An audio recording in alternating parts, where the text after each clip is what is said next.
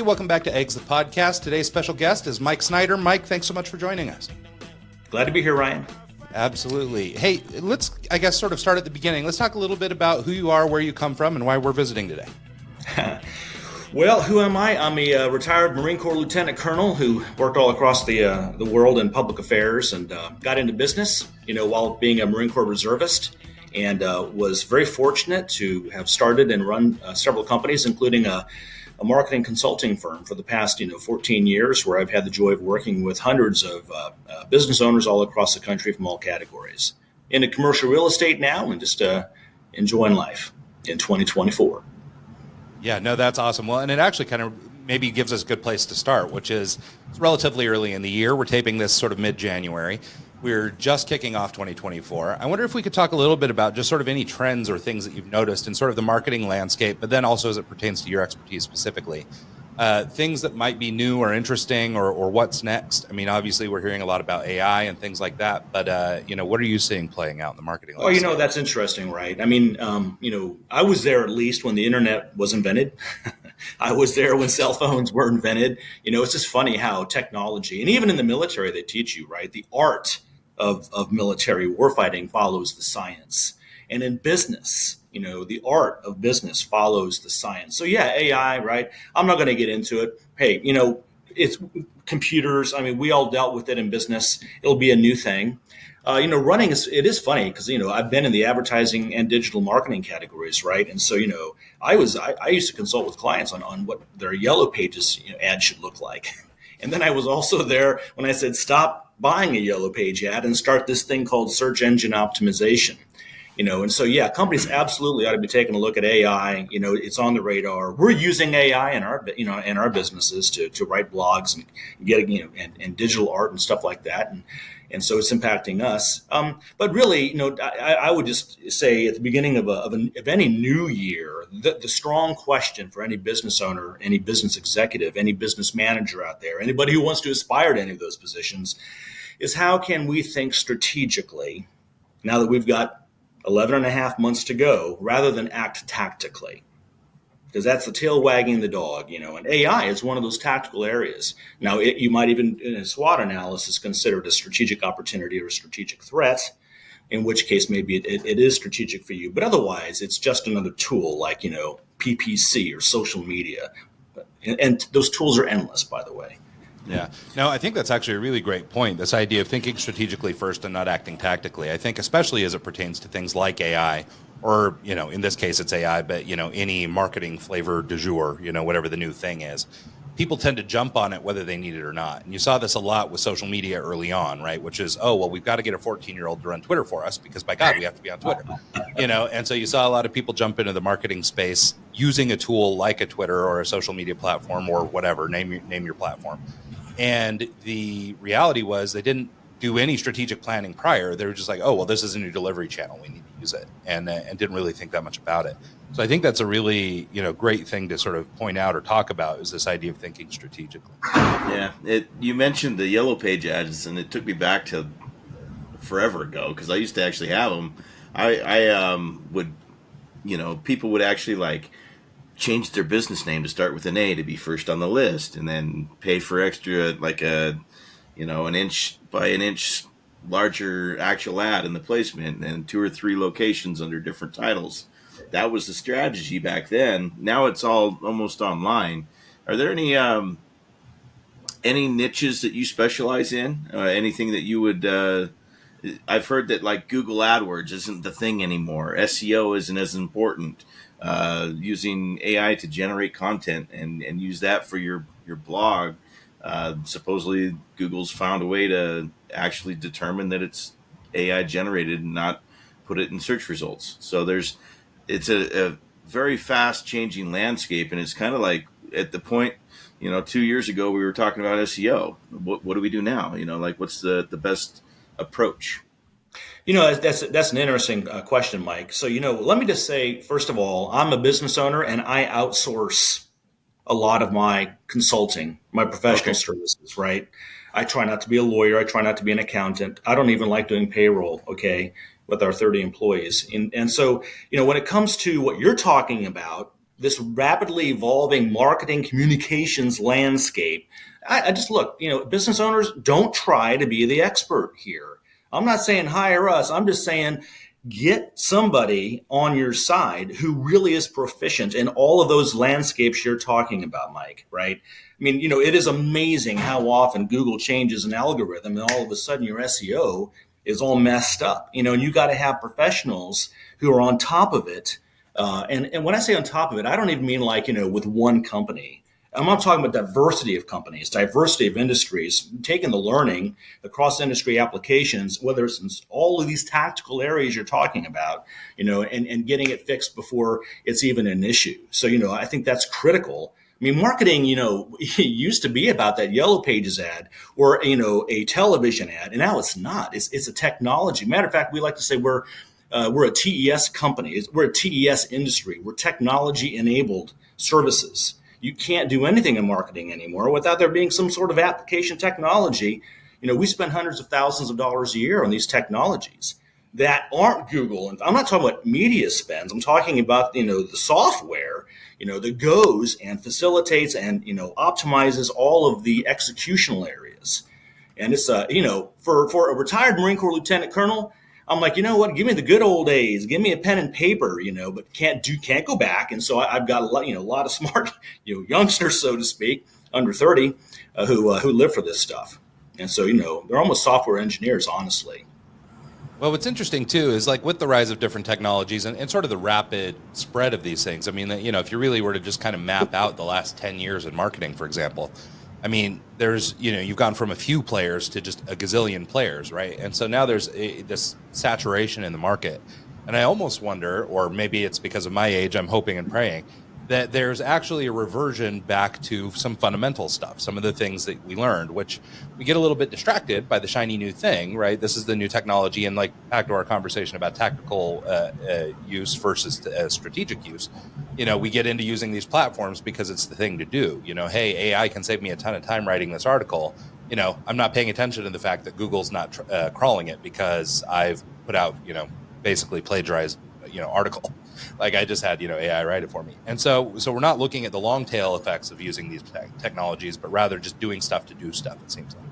And so I wonder, just given your experience in the industry, the amount of time you've spent at it, and now, with your experience in just, I mean, I don't know how old you are. I think we're probably sort of contemporary, but like you've got this disparity between sort of your age and the age of the people who are coming to work from you. The things that you were exposed to as you proceeded through, life or school or whatever your trajectory was like, versus what they're going through, what they're learning in college and the platforms they're growing up on, that sort of thing. There's such a dichotomy between your educations as it pertains to marketing. Are you finding that there is sort of a reversion back to just fundamental knowledge and that like all this new cool stuff is new and cool and maybe it does make some things easier, but at the end of the day, it really goes back to some marketing fundamentals? That's really fascinating. So I've got a daughter, and she just recently bought a record player. And now, she's spinning vinyl records, and orange is back, I think, in carpets. I mean, this looks like the 1960s and 70s out there, home decor. I wish I hadn't thrown away all my 80s clothing. So, yeah, things kind of come around. And some things never change, And so I'm classically trained in business, classically trained in marketing. Okay. And there's a difference between marketing and marketing communications. Everything we're talking about, websites and video and SEO and even AI, is marketing communications. It's how you execute. Take that off the table. You're asking the most important question, I think, in business, and that is, what is marketing and how do we achieve it and excel in it? And a lot of business owners don't understand. They think marketing is that website and everything else. I call that all that marketing jazz. When it comes to marketing, it's not. It is the number one operation in a business. It's literally, why does this business exist? What value are we creating that some customer out there perceives and will purchase at a profit to the shareholders? That's my preferred, and you'll see a lot of the great thinkers out there, they have definitions around that. That's the one I've glommed onto. And so when it comes to marketing, in businesses, it's like, okay, forget about what we did last year. This year, in the changing competitive marketplace, with changing consumers, whether in business, right, retail, consumers, whatever, they migrate, they move a little bit. How can we create value this year? And not just value, but differentiated value. I've worked with a lot of companies out there, and they don't know what they got. You know what I mean? They're talking about themselves like they were in 1985. You know, they've got so many opportunities to enhance their product, to upgrade their price. I believe in premium pricing. I don't believe in discount pricing unless you're an Aldi or something and that's your strategy. But by addressing the value that you're creating and differentiate that value, you're going to have a long runway for the next couple of years and what I like to call a moat around your business. So here's a challenge question for your listeners. Do you have a moat around your business filled with sharks with laser beams, or are you, in a bloody ocean, right? Yeah, no, I think that that's a really great point. And actually, I just made a note here, this idea about understanding the value you're bringing and this idea of creating a moat. Actually, I think we could have a little bit longer form conversation on each of those. First of all, as it pertains to understanding value, I mean, obviously the big dogs, have some idea or they've used metrics and figured out, where they should price point in a very scientific kind of way. But I think for a lot of small businesses, they either undervalue themselves, which is they don't understand what they're actually worth in a market, or they overvalue themselves, in which place there is no market for them. And so I wonder if do you have any thoughts on just sort of recognizing your value or being able to look at it, outside of maybe just general comparison. I sell this widget, you sell that widget, we can kind of agree on a price. So let's go back classical. I want to give two tools to your listeners, and both of these tools have just one label, right? Positioning is the first one, and the second one is strategy. So, there's cheater tools. Look, I'm a retired Marine officer, and I got to tell you, that KISS principle, keep it simple, stupid, is all over marketing consulting in my world. It's like, I'm not here to make it more difficult. I'm here to simplify stuff. So when it comes to complicated topics like differentiation, let's just talk about two tools, positioning and strategy, right? And so positioning is fascinating. Just imagine an X and Y axis. Now I'll just take our company. We were a startup, in 2010, and we were in Wichita, Kansas, and we were an advertising agency. So our X and Y axes look like, advertising agency on the X and Wichita, Kansas on the Y. Woo! Do you think we were differentiated? No, because we had 20 competitors all around us. Okay, so what we did is we said, you know what? Nobody wants to hire an ad agency. Business owners don't even understand what ad agencies do. So let's relabel ourselves. Now, the insight here is just talk about yourself differently. So we became a new label on the x-axis. Instead of saying advertising agency, which was our, category, according to some government label, we described ourselves as an outsourced marketing department. And then we changed the y-axis, which used to be a geography, and we made it a behavioral or psychographic. We like to say make your x-axis product oriented and make your y-axis market oriented. So we started a label called entrepreneurially minded principles. Entrepreneurially minded principles. There's no rule on what your labels look like when it comes to your positioning analysis, right? And so when we changed our labels, it moved all of our competitors from us into what we call the death quadrant. Did we do anything different operationally? No. Now, what we did do, though, in our marketing, we differentiated ourselves and then we activated it in our marketing communications. So when we started talking differently, prospects, we started killing it in sales because we were talking differently. And Bob and Henry running an industrial firm, or a manufacturing firm would sit down and go, no one's talking like you guys. You guys are really making it simple for business owners to understand what you do. I don't have a marketing department. I want a marketing department, or at least the resources that come with that. How much does it cost? Let's go. Yeah. No, I love that. And I actually, even in my own business, this is something we've struggled with, this concept of differentiation. We run a subscription-based design agency that's designed to support agencies like yours or big marketing companies, big ad agencies, especially right now in a period of layoffs and things like this, where you're seeing a lot of people coming and going in these different fields, where basically we're a totally outsourced team with our own project management, our own design team, and our own copywriting team. We're basically a little agency in a box. And you can strap us on, we always say, sort of like, shark to pilot ship or pilot fish kind of relationship. So we'll be your little guy and we'll just glom onto you, and we're a little white label service, on the design front. So, but I mean, I've been doing this since 95, and it's taken us that long to figure out who we are really. Because until then, we've been every variety of creative agency, design agency, branding agency, blah, blah, blah, blah, blah. And, and we've tried all these different things. But the one thing I wanted to touch on is, how do you reinforce this change, I guess, across the company? So we're kind of a small organization. We're just like what we call a virtual agency. So we have a couple core people in the middle, and then we build out, big networks of freelance providers that help us with all the other stuff. And so that way we can bring in the appropriate expert for the appropriate job. And that's the way we've decided to model our business. But for somebody like you that's got, even 30 people in house, how do you take this change, going from, hey, we're an ad agency, or hey, we're a marketing agency, to now this entrepreneurial focused language, from the top down? How do you I guess, inject this new ethos into your people, or get them to talk about you in this new and Wow, exciting way? you are pivoting big time, and you're going into the really hard stuff, which is managing people. And so I say, and there's a book where all this is, by the way, Ryan, the tools, the models, and all the resources. But one of the chapters, the final chapter in the book, is basically all about what you're talking about, and how do you get this change to happen, and who owns it. Well, who owns marketing, right? It's got to be the business owner or the president that is hired, to run the business. And that's who owns marketing, and that's who owns the culture.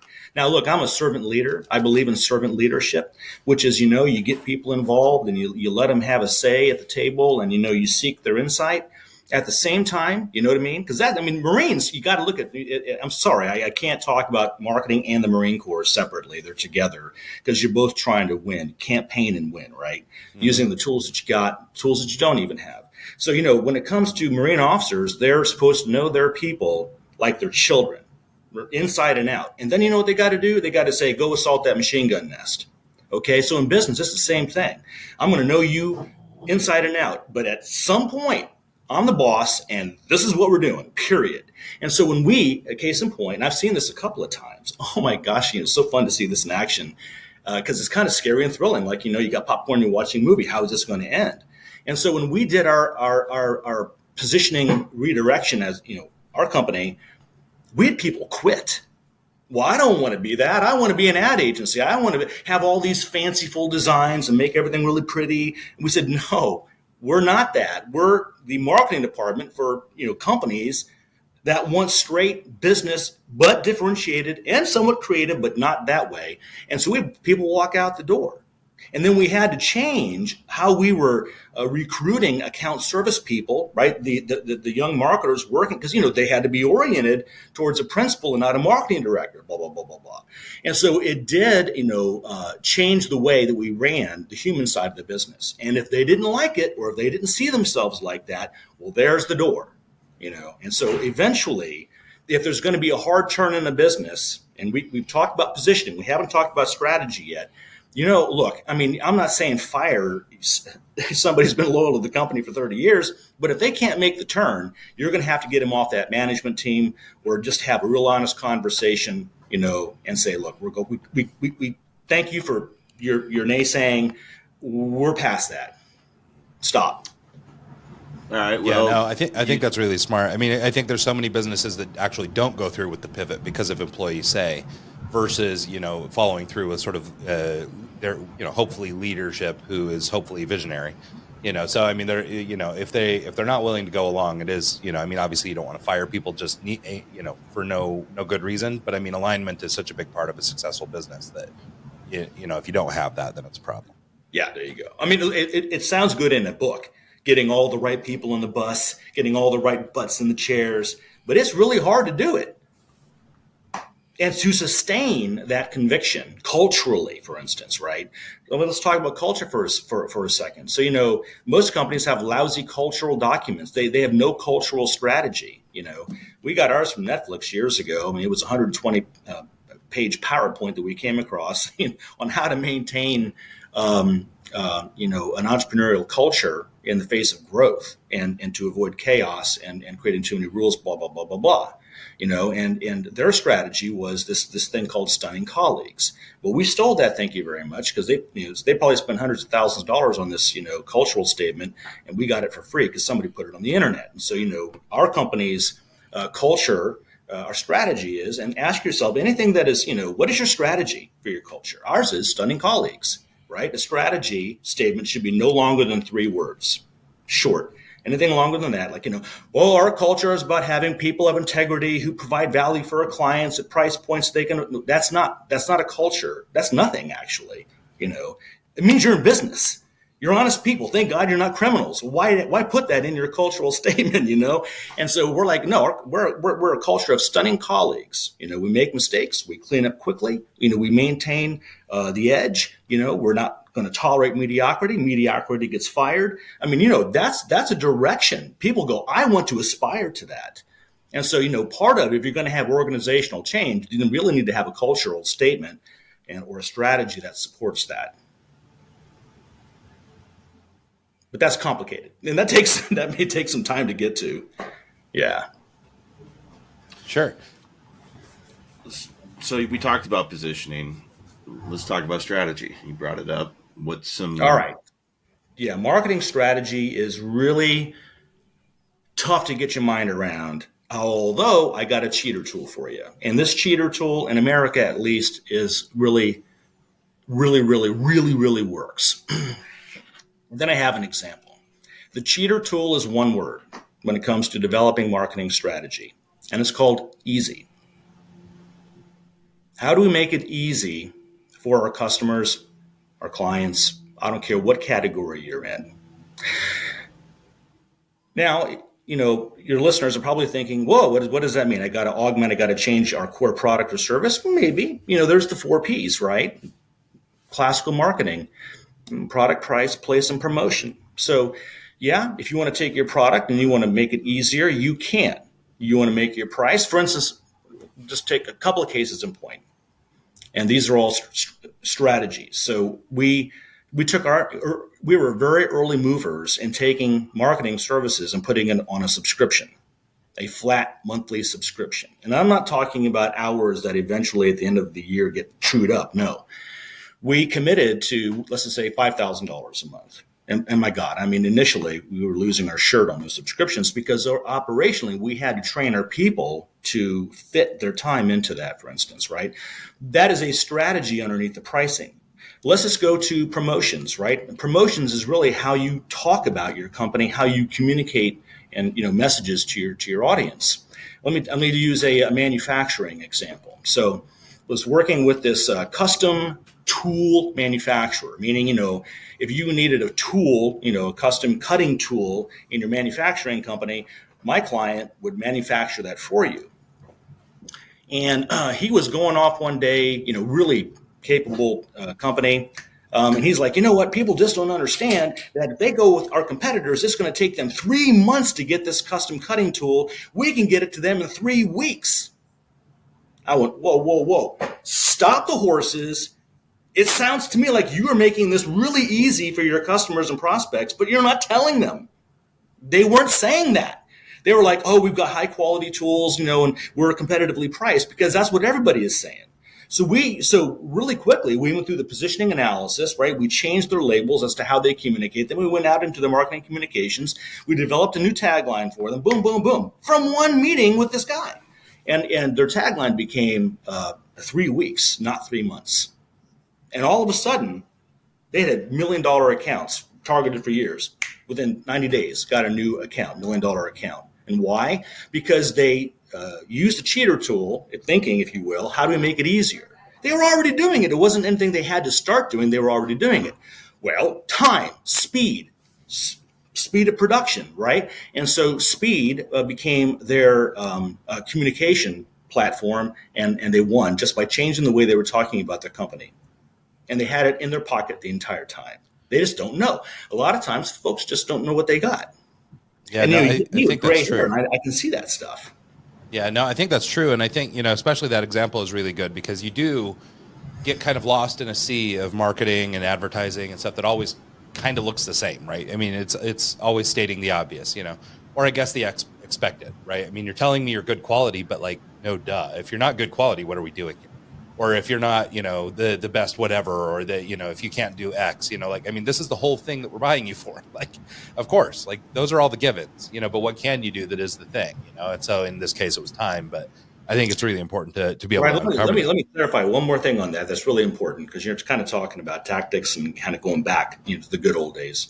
So they were captive, and I know this is going to speak to a lot of your listeners. So their sales team was captive to purchasing managers. These large clients of theirs or prospects, they thought their customer was the purchasing manager because the purchasing manager would go out with an RFP, right?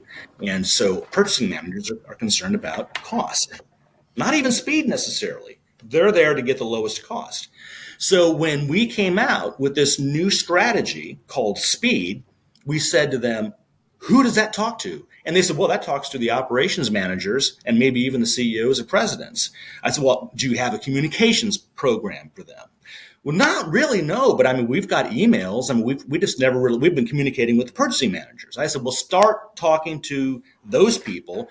And we even included a direct mail. We started sending letters because, they open letters. They may not get the email, but emails and letters. And that's how we had to turn their communications program around based on that new strategy. But I just thought that was brilliant. I mean, look, it's a collaborative.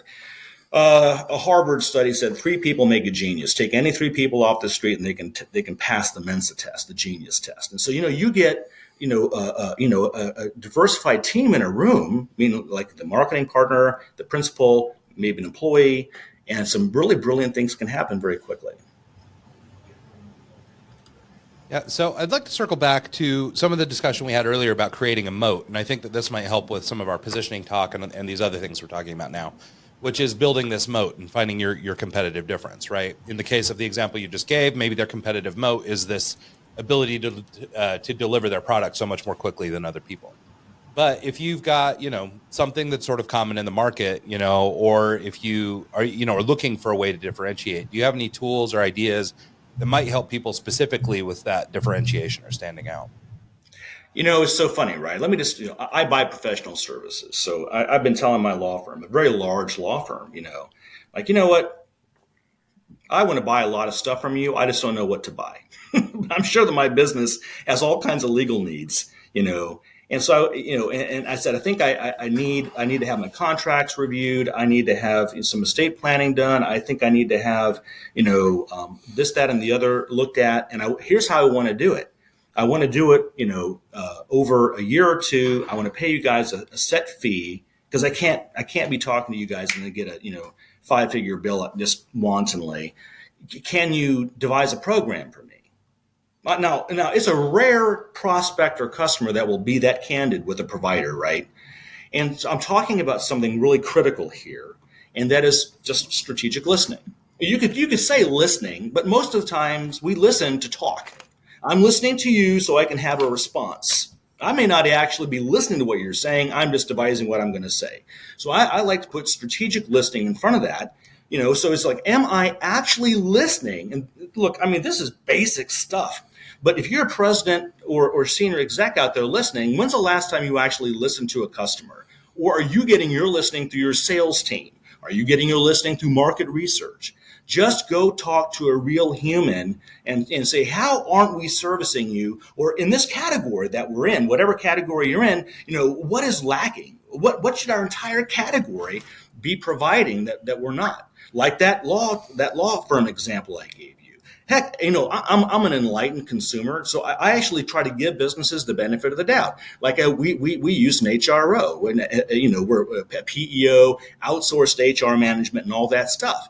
And I have gone to them, and I'm like, hey, do you have any online tool, so we can organize our HR online? No, we don't have that. Hey, do you have any kind of interview package that would help us? No, we don't really have that. We just do payroll and HR management. Well, I go, well, don't you have any of the other stuff that surrounds HR?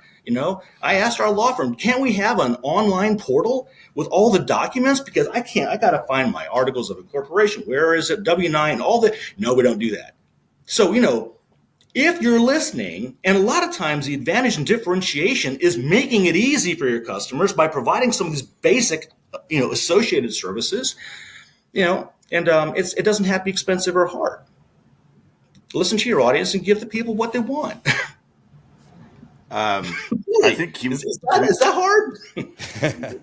I think the kind of what it's breaking down to is just the whole communication process. I think we live in an age where, even dating, it doesn't involve communicating anymore. It involves swiping and reading profiles and deciding beforehand and biased judgments before you even meet the person and have a conversation. You're the face to face and actually talking to people and having a conversation, and you're listening, like actually listening, not listening to try and come back instantly. I think that's a lost art. I think people don't really have that skill anymore, and I think it has a lot to do with the online community aspect of things and the short attention spans of people these days. And so I think right, or Mike, I want to pound that home real quick, okay? Because you're right, and that is people are busy. So it's really fascinating because the enemy of easy is busy. Okay, the business owner is busy, and because they're busy, it's very difficult for them to slow down and think easy. Because they're thinking complex, complex, complex, complex. Solve problems, solve problems, solve problems, right? So when I went to the owner of that HR firm, not a small company, a big company, and I said, look, can't you just provide some sort of a software solution so that we can have all of these, our performance reviews saved online and people can review one another or give praise on, he was boink. He wasn't prepared to listen to that. And he said, no, that'd be complicated for us to do. But he wasn't thinking about the moat. First of all, if he had done that, and no one else is doing that, then guess what? He is increasing his retention of this account. It's becoming sticky. The claws are getting into the client, right? But they don't look at it that way. They're not thinking retention. They're thinking acquisition. I got to sell something today. Well, the number one rule in revenue is don't lose the clients you got. Okay. And then also, it may be a small thing, but in America, where we have first world problems, and I got employees and managers on my butt who want an online, solution, I'm willing to pay for it. So I even told him, I said, I will pay you more money. Just tell me how much I got to pay you. Isn't that amazing? So premium price point, client retention, client delight. And he said no. And I'm not the only company out there. God, every company needs an HR management software. And HROs are. No, it's true. And I think like Mike's saying about just communication in general, and being a lost art, I think is right too. Is just that we've crafted this society, and it's funny that we're hitting busy so hard, because I think a lot of us are busy, but it's like artificial busy. We're not busy with real stuff. We're busy with Instagram. We're busy with social media. We're busy with all the conveniences that technology has brought us. Has actually made everything so easy individually that collectively it's very busy. And so we're caught up doing a lot of stuff. Maybe Mr. CEO is busy. Maybe he's got to get to the bank and he's got to talk to the financiers or the investors, or, maybe he legitimately has stuff. But you're run of the mill, small business owner, who is wearing a lot of hats and doing a lot of stuff, can be easily overwhelmed with all this stuff, So there's a little bit of like an artificial busyness. Also, I think we, also to Mike's point, are crafting a society where we communicate in little bits and bytes, and we try and be clever, and we're just, we're too busy thinking about the response before we, even hear the question.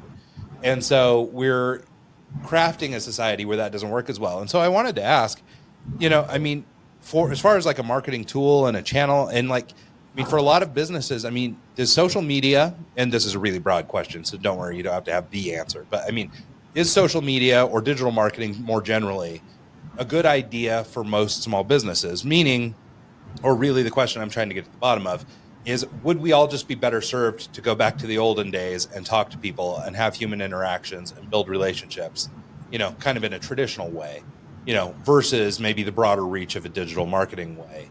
Because I just look at, again, looking at my own business, I'm going, okay, well, I'm not going to win a lot of business on social media because I have a complex product or an important product, and I need to have a conversation with some agency owner or creative director or an executive manager of some variety who's going to talk to me about their, agency has got overflow and we need some creative resources.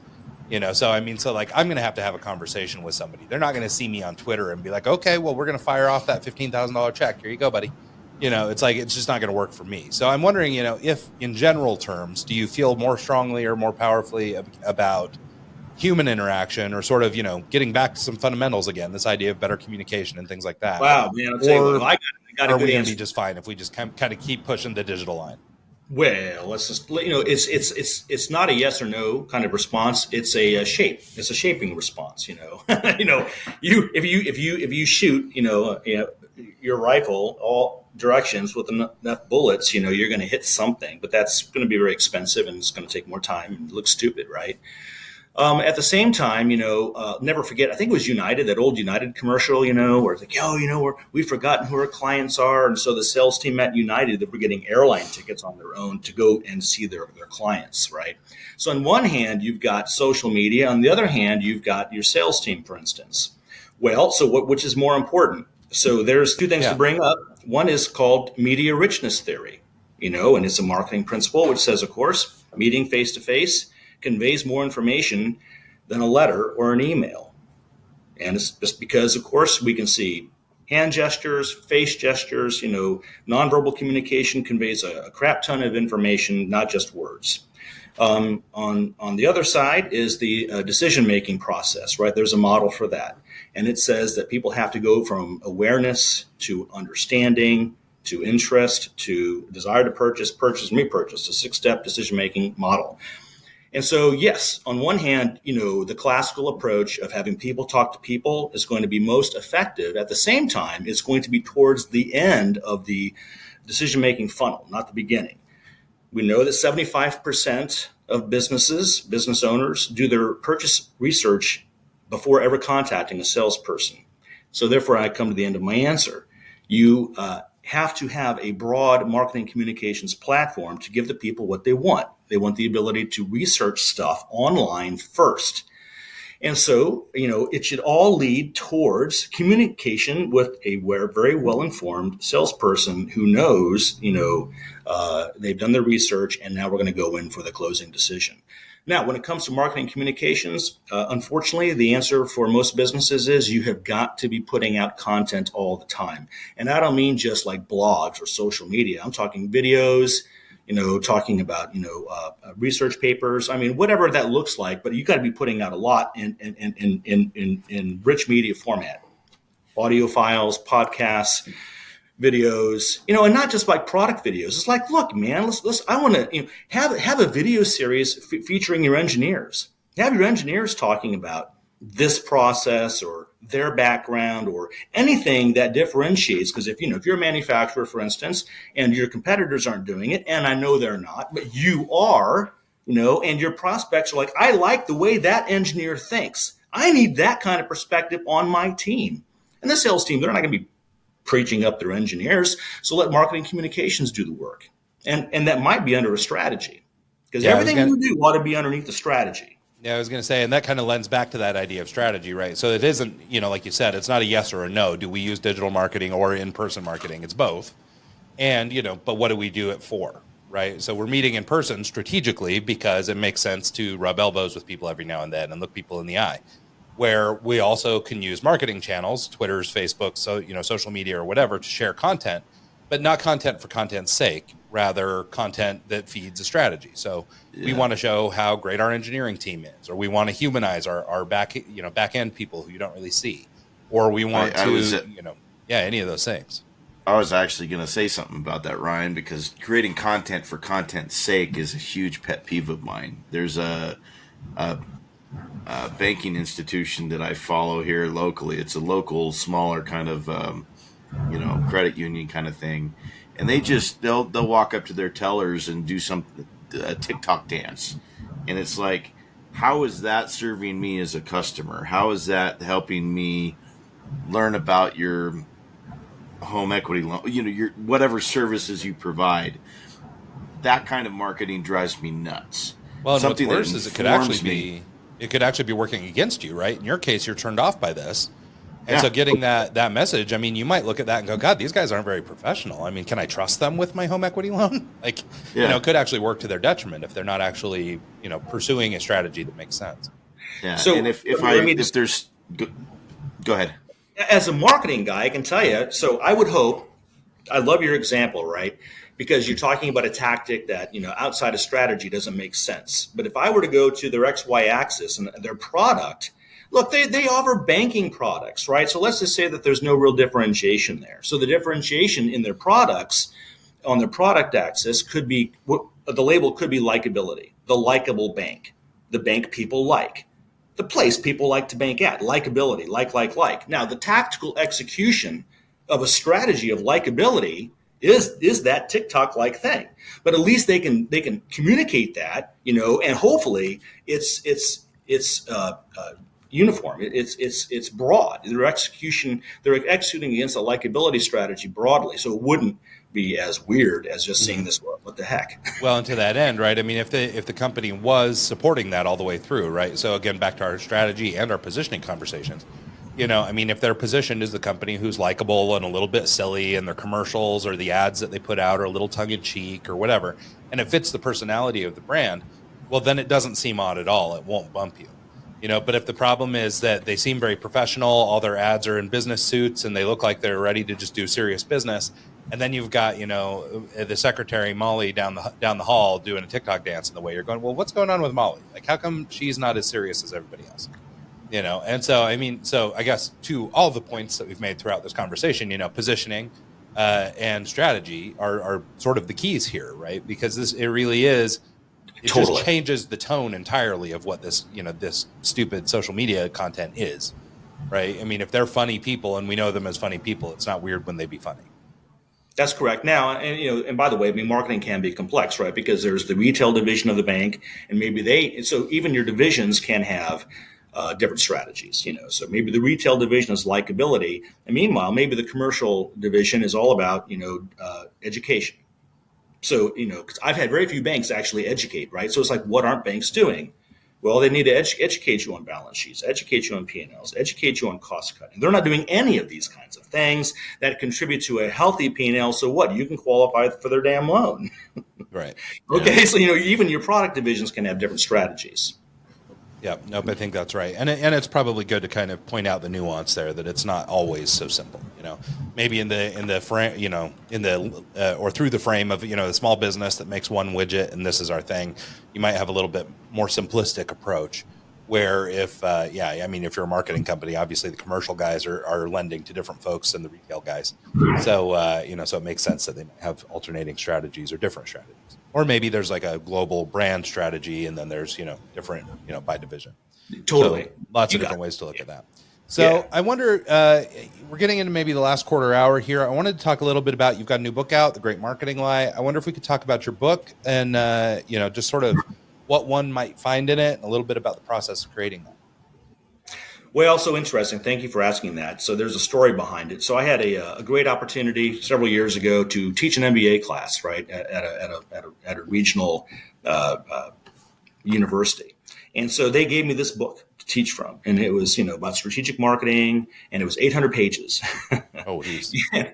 I didn't have marketing, in this MBA class. They were full of purchasing managers and HR managers and accountants and lawyers. And, none of them were marketing people. And I'm like, damn. So, it was like death by marketing definition, 800 pages of just, you need to know this, need to know this. And the one thing that the book really didn't teach were the fundamentals, not in any kind of clear way. And frankly, I did not even concur with some definitions of marketing plans or marketing strategies.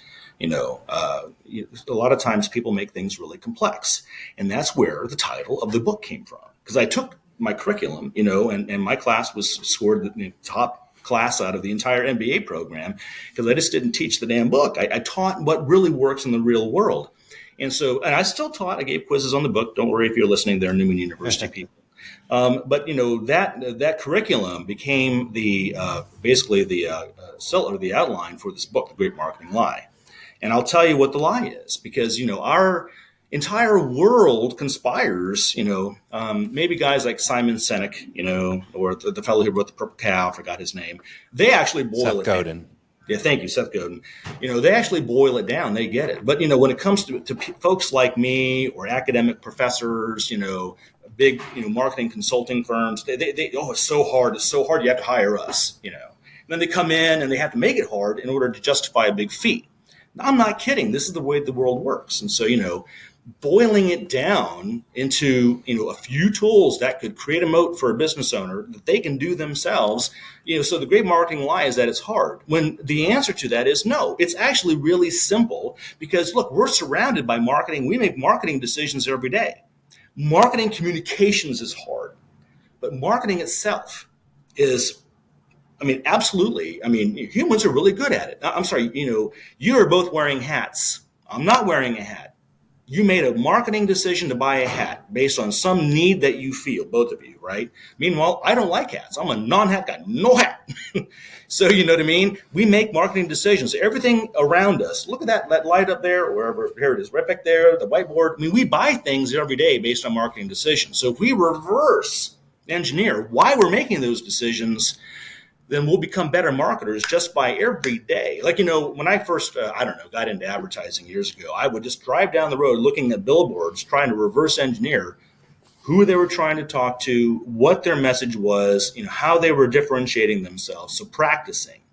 So I don't know, talking about, the book, it's like, basic classical stuff that is made easy with the real tools to do this with your management team.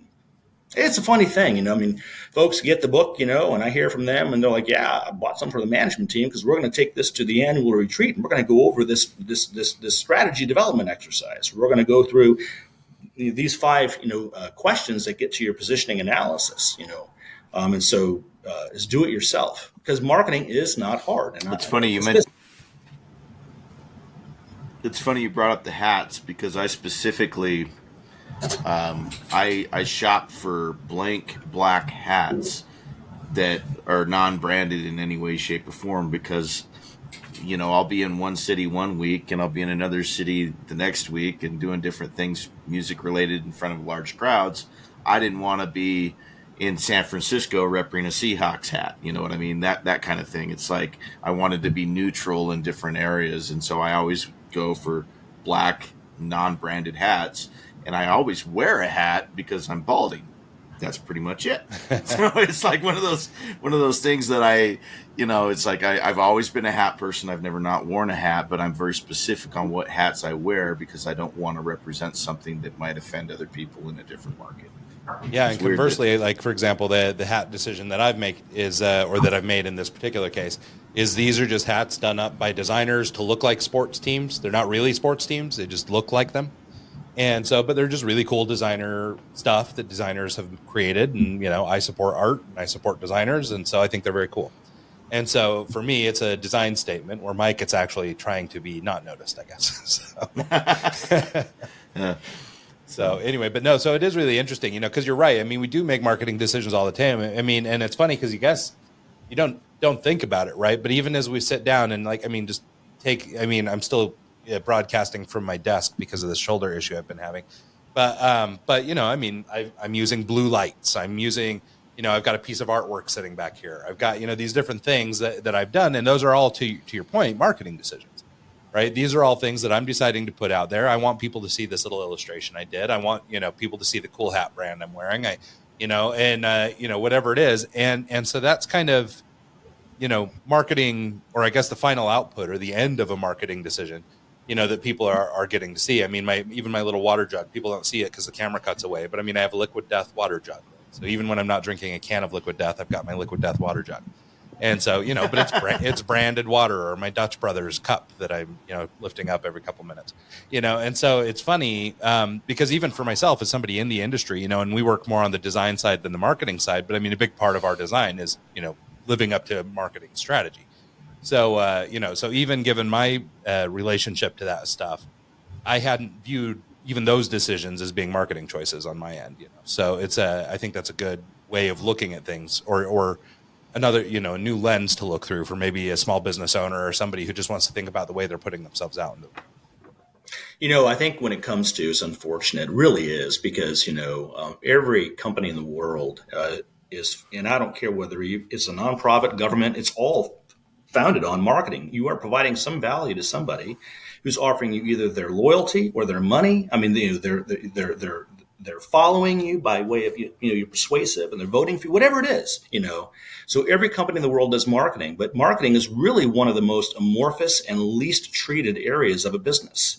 Operationally, maybe there's Six Sigma, or there's, certifications, and all this other stuff, right? Financially, there's audits and there's, optimization models, blah, blah, blah. But when it comes to marketing, it's very, very, very difficult for a small business owner to say, okay, there's lots of books on it. I mean, we talked about Seth Godin, and Simon Sinek, and I absolutely love, the why factor, and that's actually in the book too. But when it comes to like positioning analysis, the important stuff, and marketing strategy, cheater tools, and the art of storytelling, because so many people don't even know how to talk about the product, the service, of their business, or the brand, And so, we pulled together the best of our learning over the years and put it into that book, And so really in that book, and I'm not trying to sell the damn book, you can get it for free, and I think on raptors.biz, okay? So, you can download at least a good many of the chapters, go do it. But when it comes to taking a young management team, and they come from other disciplines, and unfortunately, who tends to be the marketing manager? Some glorified graphic designer. Dude, it, okay? And you do great design, or you can do some website and some design, or maybe do, we call them unicorns, but they're not strategic thinkers. They're not going to get in management's space. They're not going to say, look, we are leaving money on the table because we need to augment our product, or we need to do things differently around here. They're not going to be that kind of voice. Yeah. And so, you throw a book, which is really a roadmap to get a moat. When we talk about that, get a moat in your business, and it may take 3 to 5 years. Would it be nice to actually have, here's our roadmap in our marketing to execute over the next 3 to 5 years, and we're going to be winning incrementally. And by the end of that period of time, there's a moat. You need a moat. Yeah. And where's well, for and that? I think it's a good point, right? I mean, to sort of use this moat metaphor, I mean, eventually you have to dig the moat. Somebody's got to dig this moat, right? You don't just often find a place where you've got a moat. I mean, unless you have island access or something, so you're in a position where you've got to dig your moat. So it makes sense that, even if you have started a company, and maybe just by virtue of your product, you've got a moat just naturally. But for a lot of businesses, they don't. A lot of people start businesses based on a skill they pick up, or something that they like to do or whatever. And a lot of people may like to do those things. So it is really difficult to differentiate. And so if you've got to build a moat, purposeful thought about that is critical. And I think, maybe a book like yours can help, elaborate on some of that stuff for people. Because I think, even if, we were talking about the 4 Ps earlier, but I mean, really just this positioning one can do so much for you in terms of, building your moat, helping you resolve a strategy, even all the way down to your pricing and things like that can really sort of be devised by positioning and by knowing who you actually are. And you said it just moments ago, but the reality is a lot of small business owners don't even really know who they are. They don't know what they do or who they do it for. They started a business because they like a thing, or they build a widget because they had access to a buddy in China or whatever. And they don't even really think about who they are or what they do. And so I think, either through tools like yours, through this book, or maybe through this podcast, people get the spark to go, you know what, I just need to take a few minutes and be introspective. And to Mike's point earlier about sort of the social media environment, the world we're living in, I think it is harder to convince ourselves to take the time for ourselves to do these kinds of exercises, because I think a lot of us feel like we're busy and we need to just keep moving. But I think that there's some real value in stopping and thinking and doing, and then getting back to work. Well, Ryan, I think you're looking, wow, this is fascinating. You're hitting on something really important. God bless it all. At the same time that I'm saying, we need to create all this content because, of course, the decision-making model and all that. So we're trained as people now to just jump from the next piece of content to the next piece of content, to always we're content flooded, And what you're saying is so true. And I like to communicate that as well, which is stop. Don't just put whatever you're reading down and go on to the next piece of content. Dissect it. Maybe don't just sit on it for the next year. I'll never forget, when I read 7 Habits of Highly Effective People. It took me a year to read that book. I was riding the Staten Island Ferry. It's 1990. I'm in New York City. And I outlined the entire book. It took me a year. I did an outline while reading the book and processed the entire thing. Who does that anymore? Yeah, no, it's true. It really is. So here in our closing minutes, do you want to just take a quick minute, let people know how they can track you down? Maybe if they'd like to find a copy of your book, they could do that, or chase down your company there in Wichita? Well, I appreciate that. The great marketing line, Six Truths for Biz Owners and C-Suiters, is available on Amazon and Audible. You can communicate with me through rappers.biz. Rapper USA is a strategic marketing consultancy. And through those means, you can also, if you need marketing execution, RSM Marketing in Kansas City and Wichita. We do that for hundreds of clients across the nation. And I just need to say something, which is, when we started our firm 14 years ago, we were just a Wichita ad agency. And really, we're talking about scaling, right? And the strategies that make that happen. And that's really what we've been talking about. It's all about scaling. You want to run a small lifestyle business, that's fine. But if you're dissatisfied and want to get from A to Z or K to L or whatever it is, then you need to scale that word, scale. How do you do that? Well, that's what we're talking about here. I love and it. If we can help, I'll have a free conversation with anybody, because honestly, this is all about American entrepreneurialism, and we can't have enough of it. It's what propels our country, and it's religion to me, right? Not capitalism, but helping business owners be successful. Because I'll tell you what, I got a mortgage on my home, tied to my business, and I know a lot of others do. And keep our homes, grow our business, hire employees, and make our communities great. I like it. Speaking like a true Marine. I like it. So cool. All right, Mike. Well, thank you so much for taking the time to visit with us today. It's been awesome. Thank you so much. Appreciate it. Absolutely. And thanks so much to everybody who tunes into the show this week and every week. And see you guys next time.